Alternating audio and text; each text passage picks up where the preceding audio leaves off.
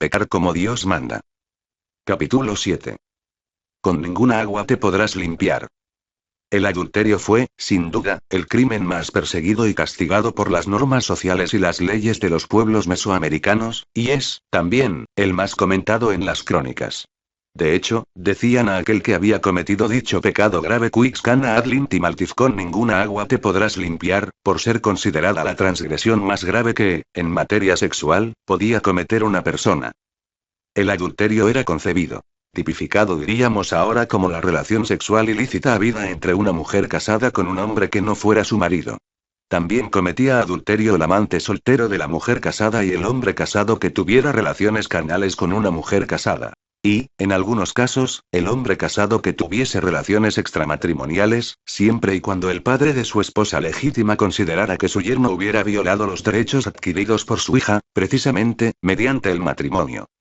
Dado el carácter machista de la sociedad mexica, solo existía castigo para el adulterio femenino, pues no se consideraba delito al hecho de que un hombre casado mantuviera relaciones sexuales con una mujer soltera. A fin de prevenir a su prole para que no cometieran esta bellaquería, los padres les dedicaban mucho tiempo y largos discursos en los que detallaban, en forma insistente y pormenorizada, el comportamiento que debían asumir tanto en los eventos sociales como en las ceremonias religiosas.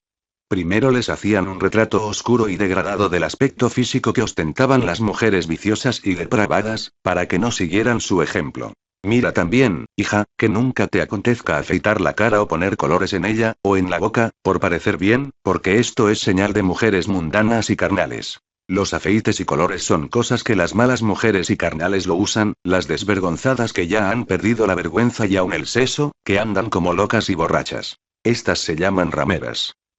Y para que tu marido no te aborrezca, atavíate, lávate y lava tus ropas. Después, les pintaban un cuadro más que macabro de lo que les sucedería si flaqueaban ante los reclamos eróticos de su cuerpo. Mira, hija mía, muy amada, palomita mía, que no des tu cuerpo a alguno. Mira que te guardes mucho, que nadie llegue a ti, que nadie tome tu cuerpo.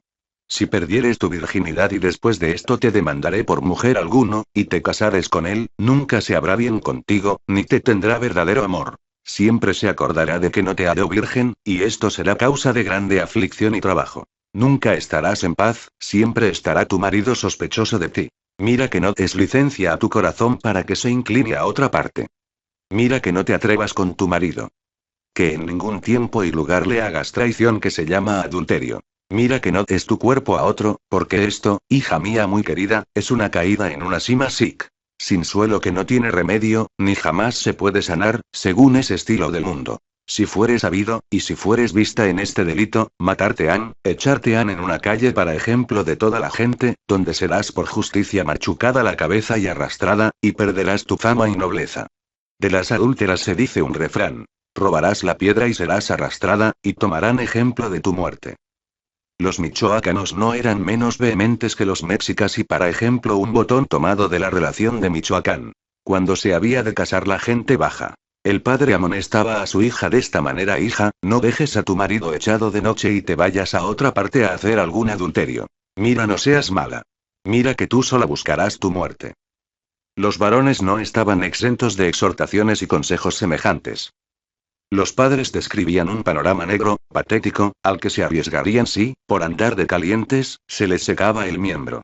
Caían en la impotencia sexual y lo más probable es que su mujer les pusiera los cuernos y les hiciese adulterio. También, las parejas, durante los esponsales, estaban sujetas a recibir amonestaciones del mismo jaez. En la relación de Michoacán leemos algunos fragmentos alusivos. No se mezcla aquí otra liviandad en esta casa, ni de algún adulterio. Haceos bien y sed bien casados. Mira no os mate alguno por algún adulterio o injuria que cometieres, mira que no os pongan en la porra con que matan encima de los pescuezos y no os cubran de piedras por algún crimen. Y tú, señor, si notases a tu mujer de algún adulterio, déjala mansamente, y envíala a su casa sin hacerle mal, que no echará a nadie la culpa, sino a sí misma, si fuere mala. El consejo contenido en el último párrafo, si bien operaba entre los michoacanos, no podía ser aceptado por los mexicas, ya que de acuerdo con la historia de los mexicanos por sus pinturas, si se daba el caso que un marido ofendido perdonara la traición de su mujer, la gente los castigaba a ambos matándolos. Si bien la sociedad, en su seno, acudía a estos recursos para controlar los impulsos sexuales impuros de la gente, los gobernantes, con el poder omnímodo que detentaban, procuraban mediante sus discursos y proclamas disuadirlos de cometer el delito. Estas advertencias, en las que por la experiencia se asociaba la embriaguez con el adulterio, eran tomadas al pie de la letra, y el castigo a que se hacía merecedor el infractor, fuese este noble o principal o un guerrero destacado, se aplicaba sumariamente. Otra casa del palacio se llamaba Tecpicalli. En este lugar se juntaban los soldados nobles y hombres de guerra, y si el señor sabía que alguno de ellos había hecho algún delito criminal de adulterio, luego le sentenciaban a muerte. Matábanle a pedradas. En el tiempo de Moctezuma fue sentenciado un gran principal que había cometido adulterio y le mataron a pedradas delante de toda la gente. También, la ingestión del peyo o peyote, del hongo teonanacal, llamado hongo divino, era utilizada como narcótico y para alterar el estado de conciencia. Quienes los comían, veían visiones que provocaban lujuria. Después, comenzaban a bailar y a cantar y algunos lloraban, porque ya estaban borrachos a causa de los honguillos. Las visiones que padecían eran aterradoras. Podían ver cómo los devoraba alguna fiera. Pero también podían soñar que eran ricos y tener muchos esclavos. Otros que habían de cometer adulterio y les habían de hacer tortilla la cabeza. Pero lo más grave era que, con cierta frecuencia y en ese estado alucinante y alterado, no eran capaces de controlar sus impulsos y cometían adulterio y otros delitos castigados con pena de muerte. Otros medios empleados para tener acceso al cuerpo codiciado de una mujer e inducirla a cometer adulterio eran aquellos que ponían en juego, de manera voluntaria y mediante la cooperación de un brujo o hechicero, los conjuros de magia amorosa o palabras del diablo para embrujar e inducir a las mujeres a la lujuria. Asimismo, el sueño de tipo comatoso, logrado mediante encantamientos, servía frecuentemente para favorecer el adulterio. Creían, respecto de la adúltera, que aun cuando el marido no llegara a enterarse de la infamia cometida en su contra, los dioses la veían siempre y castigarían su insolente conducta tuyéndola, produciéndole llagas, pudriéndole el cuerpo, y no le permitirían tener contento ni reposo ni vida sosegada. Claro que la veían. Y no solo los dioses sino cualesquier persona que tuviese los ojos abiertos y 10 gramos de sentido común en la mollera. Porque, la adúltera, o mujer maligna, era catalogada como deshonesta, traidora, lujuriosa y sin reputación. Era la mujer que todo tomaba con regocijo y en broma, con risa y escarnio. Era vista con el horror que causa quien por su forma de ser acarrea la mala suerte y las desgracias a su comunidad. Imposible, por tanto, no ser advertida. Hemos visto que la mujer infiel provocaba horror entre la población, debido a que su conducta generaba fuerzas nocivas, irradiaba desgracias y constituía un centro de escándalo y abominación. Una de las consecuencias más temidas se daba cuando, durante el trabajo de parto, se presentaban dificultades peligrosas para la mujer adúltera. En ese caso, los antiguos nahuas aconsejaban aplicarle un clíster de su propia saliva. Mas también, se suponía que las molestias de las parturientas infieles menguarían si confesaban sus faltas públicamente y a gritos. Quizá por ello muchas mujeres recurrían al aborto para encubrir sus relaciones ilegítimas. Respecto de los varones, el casado licencioso llevaba a su casa el peligro de algún contagio y la ley lo castigaba por ello. En este caso se protegía, en forma directa, la salud de la cónyuge burlada, puesto que se temía que fuese víctima de un daño causado por las fuerzas insanas que generaba el libertinaje. El temor a la enfermedad era una defensa para la integridad de la familia. El adulterio, contemplado como un problema de salud pública, era un asunto serio, cuyo control exigía acciones sumamente estrictas. Quienes lo cometían estaban cargados de energía negativa y sus emanaciones eran nocivas para aquellos que los rodeaban. Las enfermedades causadas, entre ellas las llamadas tlazolmiquitli que atacaban tanto a los adúlteros como a las prostitutas, a los licenciosos, a los que acababan de copular, a los mancebos y ladrones, eran tan graves que se castigaba al que se echaba con su mujer después que le hubiese hecho traición. Las emanaciones que surgían de los cuerpos de los adúlteros dañaban al cónyuge inocente, a las criaturas en el vientre materno, a los niños que el pecador cargaba en sus brazos, a los amigos, en fin, a quien estuviese cerca. Mataba a los guajolotitos. Provocaba accidentes a las bestias. Secaba los campos de cultivo. Arruinaba las ofrendas hechas a los dioses, etc. Una verdadera calamidad. Por ello y para contar con una fuerza equivalente que neutralizara los efectos nocivos, los médicos recomendaban a las esposas de los adúlteros que adulteraran a su vez para no recibir el daño. El hijillo, concebido en una relación de adulterio, nacía con la infamia del pecado y se le asociaba con el mal de ojo. Por ello, la sociedad huía del hijo adulterino, a quien llamaban Quetzalcóatl. A pesar de que no es posible determinar qué tan extendido estaba el adulterio en la sociedad náhuatl de la época, este se perseguía de oficio por los responsables de juzgar y ejecutar las sentencias. Los castigos, de una severidad sobrecogedora, buscaban cierta estabilidad social y asegurar la paternidad respecto de los vástagos. En términos generales, cuando una mujer adúltera era sorprendida en el momento del coito, la aprehendían junto con su amante y les exigían que confesaran. Si no admitían su culpa, les daban tormento hasta que reconocieran su pecado. Después, los condenaban a muerte. La ejecución de la pena variaba según las circunstancias. A veces, los ataban de pies y manos con cuerdas, los arrojaban al suelo y les machacaban la cabeza hasta deshacérselas y dejarla como una tortilla. Otras, los mataban a garrotazos, los ahogaban, los ahorcaban, los quemaban vivos en la hoguera o, simplemente, permitían que los macehuales los mataran a pedradas. La ley, sin embargo, exigía que el crimen estuviese debidamente probado. El solo testimonio del marido ofendido era tenido por nulo. Se ordenaba que otros testigos imparciales confirmaran sus afirmaciones. El marido que mataba a su mujer, aun cuando la encontrara en delito flagrante, era castigado con la pena capital. En virtud de que con estos castigos se buscaba crear conciencia entre las jóvenes doncellas sobre la gravedad del delito, los gobernantes solicitaban a los padres de familia que llevaran a sus hijas para que presenciasen las ejecuciones de las adúlteras. Lo cual se cumplía cabalmente y sin excepción. La forma de castigar el adulterio, como hemos insistido, variaba en su grado entre las distintas culturas. Los tarascos fueron los más intransigentes, ya que incluso desterraban, esclavizaban o sacrificaban a los parientes de los adúlteros.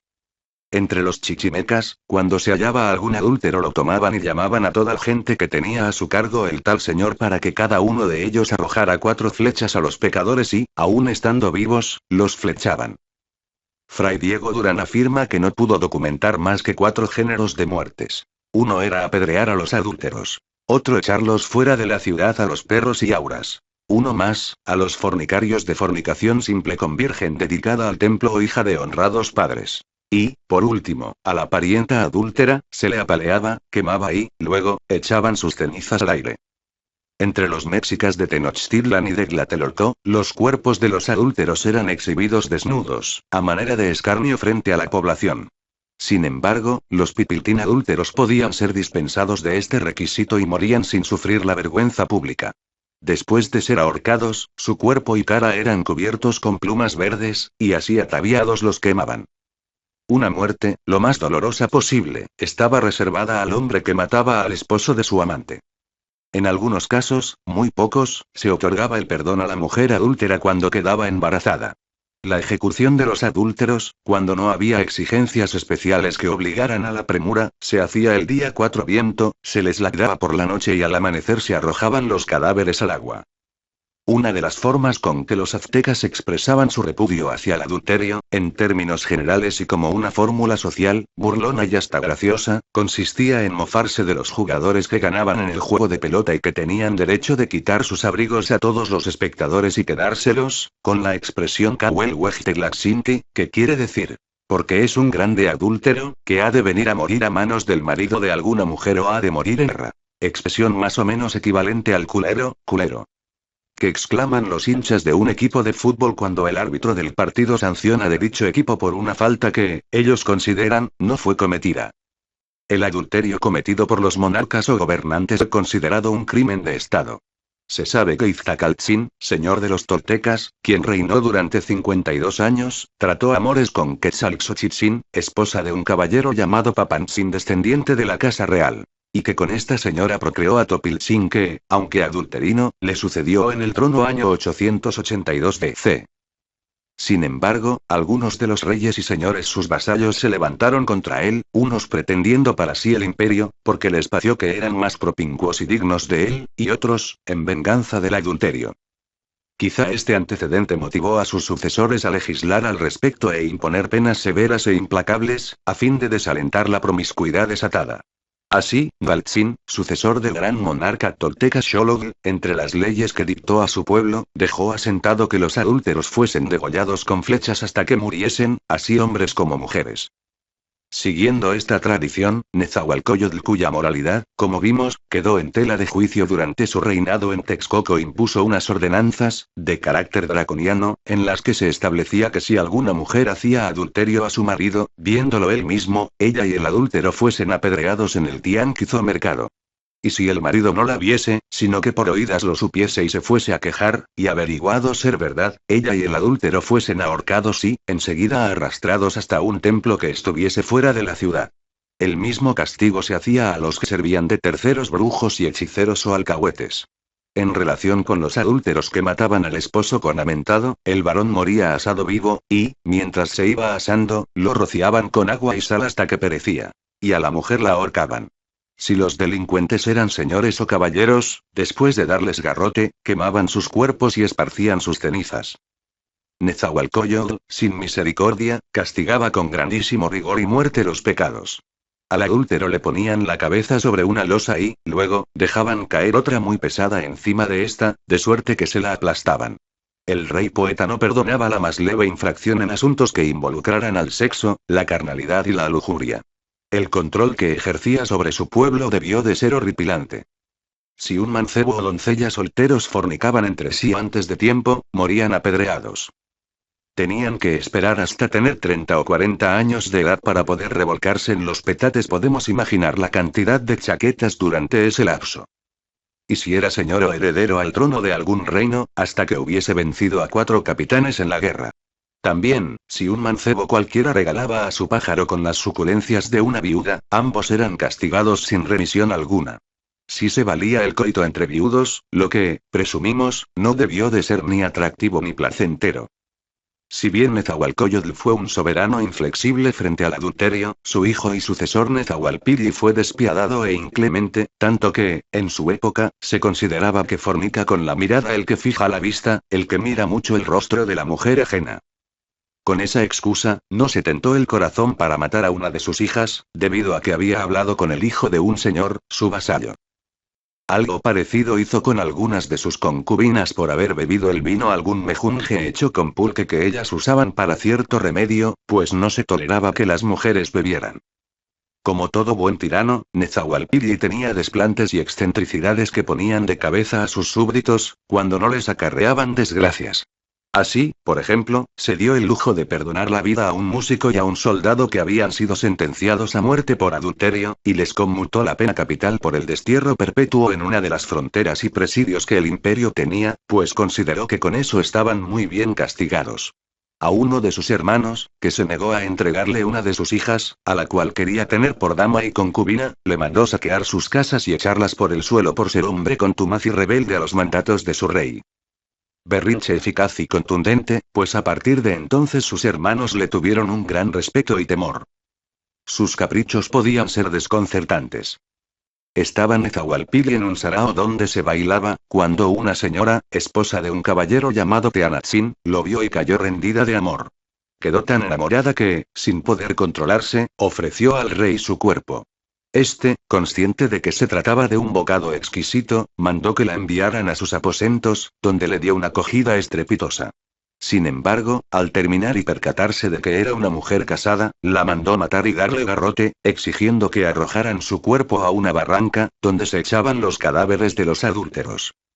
El marido, que no tardó en enterarse de su intempestiva viudez, hizo saber al rey, sin esconder su liberalidad cortesana, que estaba muy sentido, porque amaba y quería a su mujer, por ser como era mujer hermosísima y de gran donaire.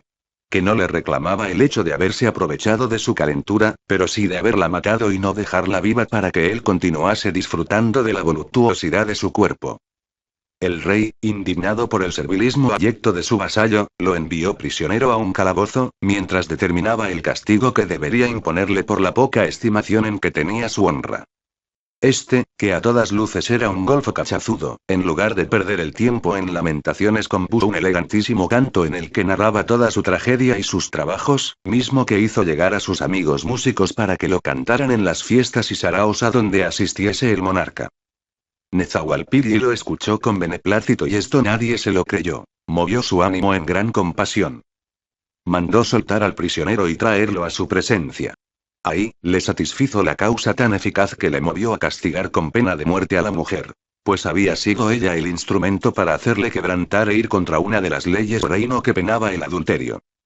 Luego, con la magnanimidad propia de un sultán de Oriente, le entregó una doncella por mujer y otros muchos dones y mercedes. Muy diferente fue su actitud hacia Tezozomoc, señor de Azcapotzalco y suegro de Moctezuma, por un adulterio que había cometido. Los jueces mexicanos, para complacer a Moctezuma, lo habían condenado al destierro, a la demolición de sus casas y a que le fuese cortada la punta de la nariz. Sin embargo, Nezahualpilli, celoso de hacer cumplir las leyes de su padre y sus propios dictados, hizo que le dieran garrote y después quemaran su cuerpo. Moctezuma quedó muy sentido, pero como el rey de Texcoco tenía preponderancia en el gobierno de la Triple Alianza, tuvo que apechugar con el desaguisado. La influencia de Nezahualpilli fue tan profunda que su hijo Ixtlilxochitl, estando en su tierna infancia 3 años, mató a la ama que le daba el pecho. Fue la causa que viendo el niño a un caballero de palacio recuestarla, se le ocurrió pedir al ama que le diese agua para beber, misma que tenía que ser sacada de un pozo. El ama se dirigió al pozo y tuvo que inclinarse para extraerla con un balde que estaba atado a una soga. El infante, al verla desprevenida, la empujó y ésta cayó dentro del pozo, donde se ahogó. Cuando le preguntaron por qué había hecho eso, él, dentro de su inocencia, respondió que veía muerto a su madre y ama que lo criaba, porque vio a esta flirtear con un caballero de palacio, y se había visto obligado a hacer cumplir la ley. Este niño, con el tiempo y las vicisitudes que padeció el reino que fuese de su padre, durante el tiempo de la conquista se transformó en un guerrero sanguinario y traicionero que mucho tendría que ver con la derrota de los aztecas y la caída de México Tenochtitlan. El adulterio, tal y como era entendido por estas culturas, era cosa demasiado seria. Tanto que, aun después de la muerte, los infractores continuaban padeciendo el escarnio y el flagelo impuesto por los hombres y las deidades. Fray Bartolomé de las Casas nos infiere. A los que mataban por adúlteros, los de su casa les hacían una imagen, compuesta con las insignias de una diosa llamada Atlazolteotl, diosa de la basura o de la suciedad, a quien atribuían los pecados del adulterio, y era de ellos por muy vil y sucia diosa, porque en sus pecados de vileza quería ser servida. En ningún tiempo tiene reposo. En la noche, en el día, permanece gimiendo, permanece gritando, como para pensarlo 2 veces. No. Chalchiunenetzin, la Lucrecia Borgia azteca. Con frecuencia el investigador se sorprende al encontrar en las fuentes contenidas en los códices o en las narraciones de los informantes de los cronistas de Indias, así como en las visiones de los vencidos, ilustraciones y relatos que reproducen escenas de un dramatismo brutal, y que, más tarde, en otras culturas y otros estadios temporales de la vida de los pueblos, prácticamente fueron calcadas con una exactitud inusitada. Las coincidencias entre las 2 mujeres enunciadas en el título resultan tan impresionantes, que son capaces de enchinar el cuero cabelludo de aquel que sepa leer entre líneas. El ejemplo más dramático y más célebre de adulterio en la historia de los antiguos nahuas nos lo proporciona la familia real de Texcoco. Y cómo no, si en él estuvo involucrado Nezahualpilli, personaje cuyos antecedentes familiares y su carácter violento y sanguinario marcaron su vida íntima con el infortunio. Con el deseo de agradarle y, al mismo tiempo, proporcionarle una esposa que le diera descendencia para asegurar su sucesión en el trono, Axayácatl, señor de México Tenochtitlan, y otros señores principales le enviaron a sus hijas, para que de ellas escogiese la que había de ser la reina y su mujer legítima, y las demás las tuviese como concubinas. Entre las señoras mexicanas estaba la princesa Chalchiunenetzin, última hija de Axayácatl, sobrina carnal del Hueytlatoani y Ahuizotl y hermana de Moctezuma Xocoyotzin, la cual por ser aún una niña no fue recibida por el rey, sino que la mandó criar en unos palacios con grande aparato y servicio de gente, que pasaban de 2000 personas que ella había traído consigo para su servicio, de amas, criadas, pajes y otros sirvientes y criados. Esta niña, que tenía una cara preciosa, era muy precoz y tan astuta y diabólica que, viéndose sola en sus aposentos y sabiendo que su gente la temía y respetaba por la gravedad de su persona, comenzó a darse al sexo lúdico, al sexo hedonista, a las relaciones carnales intrascendentes, en la medida en que crecía y se convertía en una mujercita extremadamente bella, y fue que a cualquier mancebo galán y gentilhombre acomodado a su gusto y afición, daba orden en secreto de que aprovechase de ella y habiendo satisfecho su mórbido deseo lo hacía matar. Chalchiunenesin adquirió muy pronto los hábitos de una ninfómana desbocada y se apasionó, al igual que si fuese un vampiro imaginado por Bram Stoker, con la sangre de sus amantes asesinados. Solo que tenía que deshacerse de sus cuerpos. Mujer imaginativa, la princesa ideó y ordenó a alguno de sus servidores que hiciera unas ánforas de barro cocido y policromado en forma de estatuas, con la figura o retrato del occiso, muy bien adornada de ricas vestimentas y joyas de oro y pedrería, donde se colocaba el cadáver y, una vez selladas, las ponía en la sala donde ella asistía.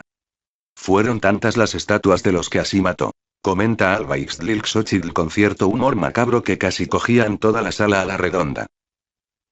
Nezahualpilli, a quien gustaba pastorear su rebaño mujeril, cuando la iba a visitar y le preguntaba por aquellas estatuas, obtenía siempre la misma respuesta: son mis dioses.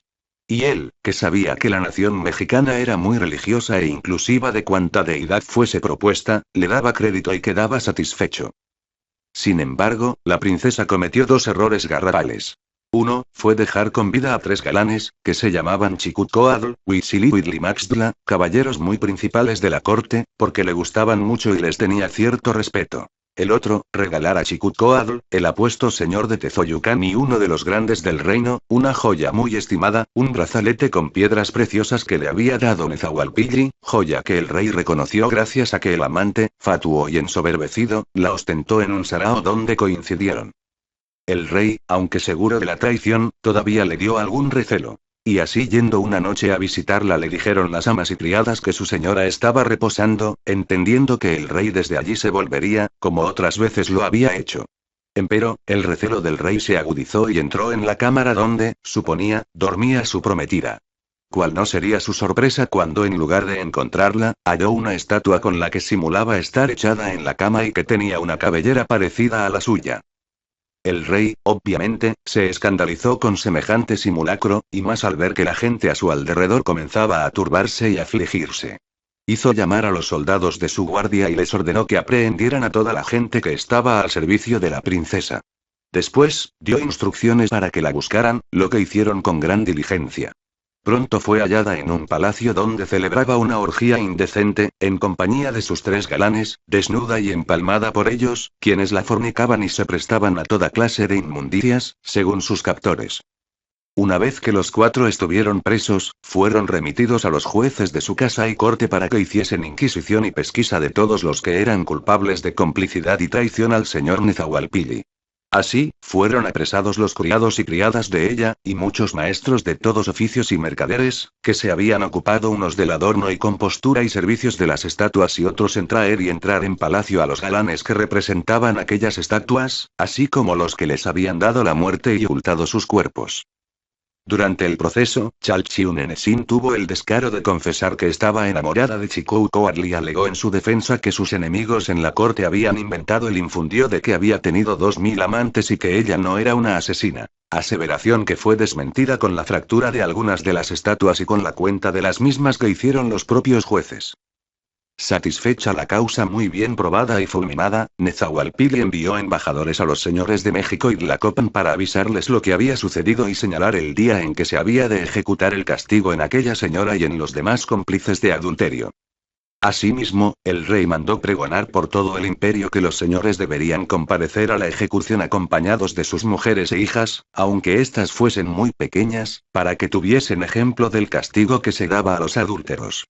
También hizo treguas con todos los reyes y señores que eran sus enemigos, para que pudieran asistir, libremente y sin temor, a presenciar la ejecución de los adúlteros. Los señores de México, presididos por Ahuizotl y por 5 hermanos de la princesa, sumamente consternados, se entrevistaron con Nezahualpilli con el fin de disuadirlo de que la ejecución se llevara a cabo en la plaza de Texcoco. Estaban de acuerdo con el castigo, pero no querían que su familia fuese expuesta a tal escarnio. Empero, el rey de Texcoco, herido en su orgullo y en su varonía, montó en su macho y no dio su brazo a torcer, sin que hubiese forma de hacerlo cambiar de opinión. La sentencia, por tanto, se ejecutó públicamente y a la vista de todos. A Chalchiunenesin se le aplicó el garrote vil, y los 3 galanes aprehendidos con ella, por ser gente de calidad, fueron quemados junto con las estatuas referidas. A los demás, que pasaron de 2000 personas, les fueron dando garrote, y en una barranca cercana a un templo consagrado a la diosa de las inmundicias, los fueron echando en el centro de un hoyo grande que, para el efecto, se hizo. Este castigo fue aplaudido por todos los presentes. Aunque haberlo hecho en público contribuyó, en gran medida, a que los señores mexicanos quedaran resentidos y se produjese un grave distanciamiento entre la dinastía de Texcoco y la familia imperial de México. Moctezuma Xocoyotzin, quien amaba profundamente a su hermana, estuvo varios días con el corazón encogido y exigió a sus esposas y concubinas que fuesen sumamente estrictas en la educación de sus hijas, algunas como Tecuitzpotzin sumamente hermosas, pues no quería verlas morir bajo tan penosas circunstancias.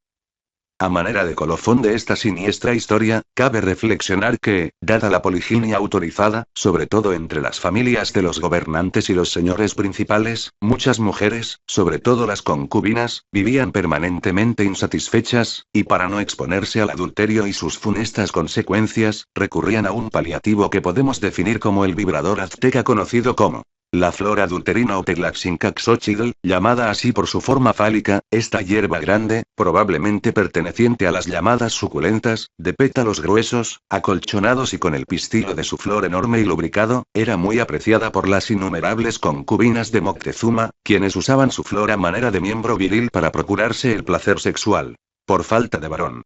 Y puede presumirse que cada mujer se lo introducía en la intimidad de su alcoba para evitar murmuraciones malintencionadas, o con la ayuda de una o varias compañeras en condiciones propicias durante sus juegos sexuales. Cuántos descalabros y sinsabores se hubiese evitado la princesa Chachiunenesin si hubiese hecho uso de este recurso tan sencillo y, a la vez, tan placentero.